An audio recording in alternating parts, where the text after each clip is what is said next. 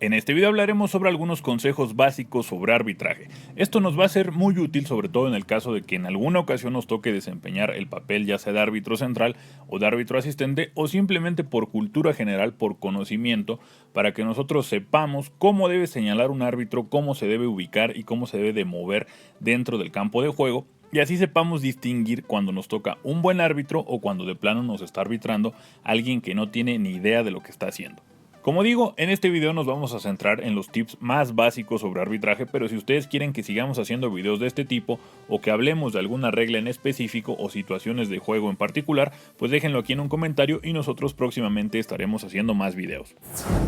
Comencemos hablando sobre la posición de los árbitros asistentes y la forma básica en la que se debe de mover el árbitro central durante un partido. Los árbitros asistentes se van a ubicar de la siguiente manera. Del lado de las bancas, es decir, donde están los jugadores suplentes y los técnicos, siempre se va a ubicar el asistente número 1 y se va a ubicar siempre a la derecha de las bancas, mientras que el asistente número 2 se va a ubicar del lado contrario. El árbitro, mientras tanto, se va a estar moviendo en forma diagonal, como se ve ahí en la imagen, desde la esquina de una de las áreas grandes, de un lado del campo, hasta la esquina del área grande del otro lado del campo. Ahora es importante señalar que la mirada del árbitro siempre debe de estar de forma panorámica hacia donde se está disputando el balón, no clavada la mirada en el balón, porque muchas veces hay faltas que ocurren donde no se está disputando el balón. Entonces el árbitro debe estar siempre atento a todas esas situaciones, siempre moviéndose en diagonal y con la mirada, como digo, de forma panorámica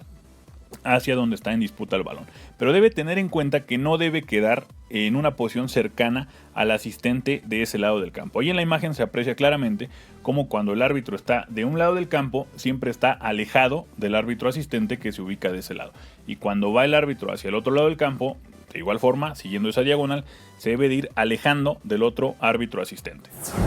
Al inicio del primer tiempo o del segundo tiempo, cuando se realiza el saque de salida, el árbitro central siempre se va a ubicar a un costado del círculo central, pero cargado hacia el lado del equipo que va a realizar el saque, mientras que los árbitros asistentes se deben de ubicar en línea con el último defensa de cada equipo, según el lado del campo que le corresponda a cada uno.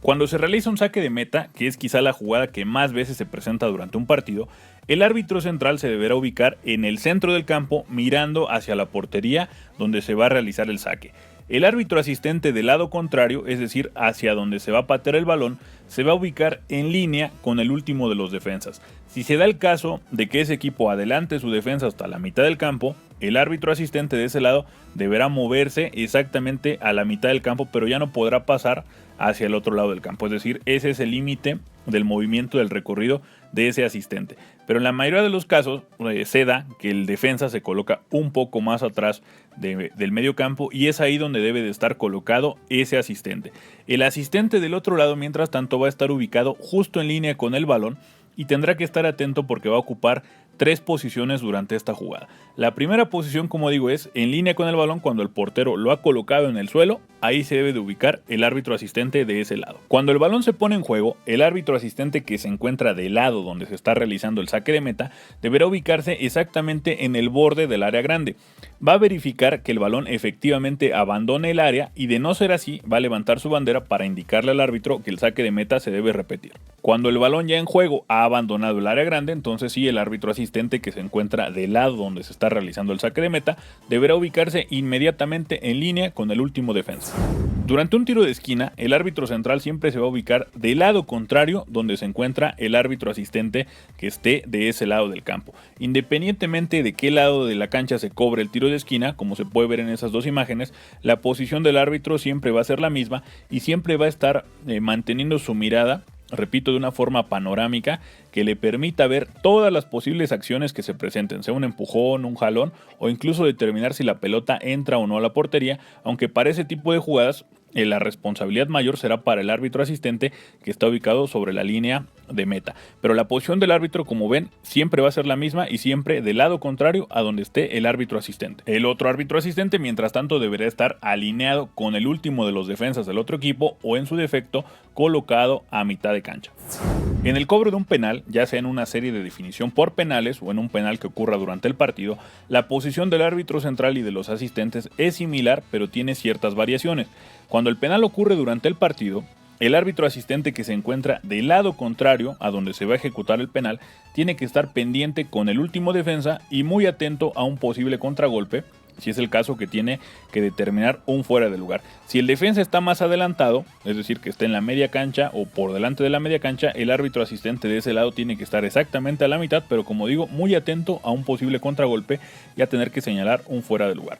Mientras que del otro lado, en el área donde se está ejecutando el penal, el árbitro central va a estar ubicado en una posición que le permita observar tanto al portero como al tirador y al resto de jugadores que se encuentran al borde del área. En este caso, cuando el penal ocurre durante el partido, la posición del árbitro central siempre va a ser al costado derecho del portero que va a atajar el penal, mientras que el árbitro asistente, como digo, va a estar ubicado sobre la línea de meta a la altura del borde del área grande. El árbitro asistente en este caso tiene que estar atento a observar si la pelota cruza o no la línea de gol, si el portero se adelanta o si se mueve de la línea de gol, y también tiene que estar atento a los jugadores que entran a rematar o a defender, porque en caso de que se produzca un nuevo penal también se lo tiene que indicar al árbitro, o en caso de que algún atacante cometa una falta sobre el defensor o sobre el portero. El árbitro central también tiene que estar atento al portero, porque él será quien determinará si el penalti se repite o si el atacante, por ejemplo, comete alguna infracción durante el cobro del penal, como puede ser la famosa paradiña, que se tarde en exceso,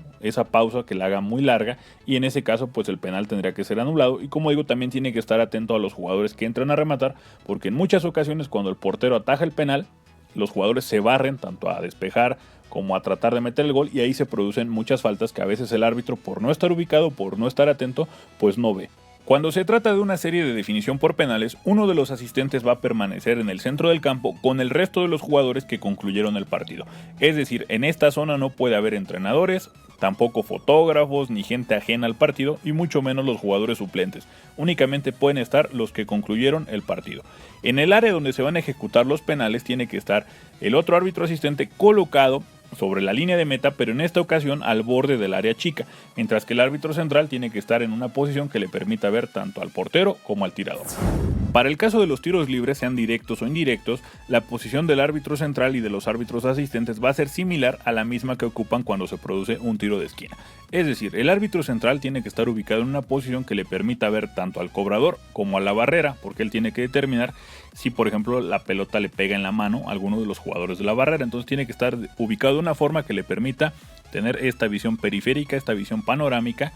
tanto al tirador como a los jugadores de la barrera. El asistente que se encuentre del lado del campo, más cercano a la portería donde se pueda meter un gol, tiene que estar ubicado exactamente en línea con el último defensa, o en su defecto en línea con la barrera. Mientras que el árbitro asistente que está del otro lado del campo, de igual forma tiene que estar pendiente con el último defensa, porque se puede producir un contragolpe, y en ese caso pues tiene que determinar un fuera de lugar. Y como se da en las otras situaciones de juego, si el último defensa está colocado sobre la mitad del campo o más adelante, el árbitro asistente de ese lado tiene que ubicarse justo a la mitad.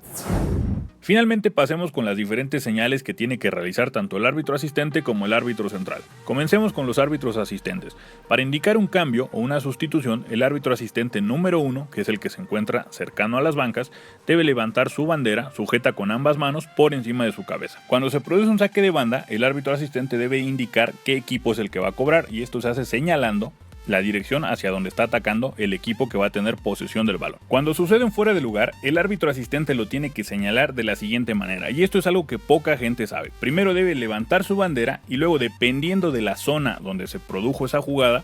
tiene que determinarlo de diferentes formas. Por ejemplo, si la jugada sucedió en una zona cercana al árbitro asistente, vean, indica con la bandera un poco en diagonal hacia el suelo. Si la jugada se produjo en una zona central del campo, la bandera va de forma recta. Pero si la jugada se produjo en una zona muy alejada del árbitro asistente, la bandera, vean, va en diagonal hacia arriba. Entonces, es la misma jugada, la misma acción, un fuera de lugar, pero dependiendo la zona del campo donde se produjo, la señalización va a ser diferente. Cuando se produce un saque de meta o un tiro de esquina, no hay mucha ciencia, simplemente cuando es saque de meta se señala al borde del área chica, y cuando es tiro de esquina pues tiene que señalar el banderín de córner. Cuando se produce una falta, es similar a cuando se marca un saque de manos. Primero se levanta la bandera y luego se señala el lado hacia donde se tiene que ejecutar, siempre indicando la dirección hacia la que tira el equipo que tiene posesión del balón. Por su parte, el árbitro central podemos decir que únicamente tiene que realizar 3 señalizaciones, que son el tiro libre directo, como ven, se coloca un brazo levantado en diagonal hacia arriba, tiro libre indirecto, se coloca el brazo apuntando hacia arriba, y cuando tiene que señalar ventaja, coloca ambos brazos apuntando hacia el frente. Cuando tiene que mostrar alguna tarjeta, simplemente la tiene que enseñar en la parte más alta. Otra señal que puede hacer el árbitro es, por ejemplo, indicar hacia dónde se debe ejecutar un saque de banda. Esto lo hace cuando el árbitro asistente queda muy lejos, tiene que indicarle al cobrador hacia qué lado va la jugada, y pues simplemente puede realizar otro tipo de señales, como por ejemplo indicar que marcó una mano, hacer el gesto gráfico de que está señalando una mano, que está señalando un jalón, o determinados gestos que pues permitan que el público o que la gente que esté presenciando el partido sepa exactamente qué está marcando, y también los jugadores pues sepan qué fue lo que marcó. Como ven, las señales de un árbitro central son menos que las de un árbitro asistente. En realidad no es muy complicado el arbitraje en el fútbol, pero a veces tenemos mucho desconocimiento y nada más estamos reclamando a lo tonto. Por eso es siempre sano saber de qué se trata esto del fútbol. Como digo, si ustedes quieren más videos sobre arbitraje, déjenlo aquí en un comentario. Si quieren que hablemos de situaciones de juego en particular o de alguna regla en específico, déjenlo también aquí en un comentario. Esperamos que les sirva y nos vemos en otro video.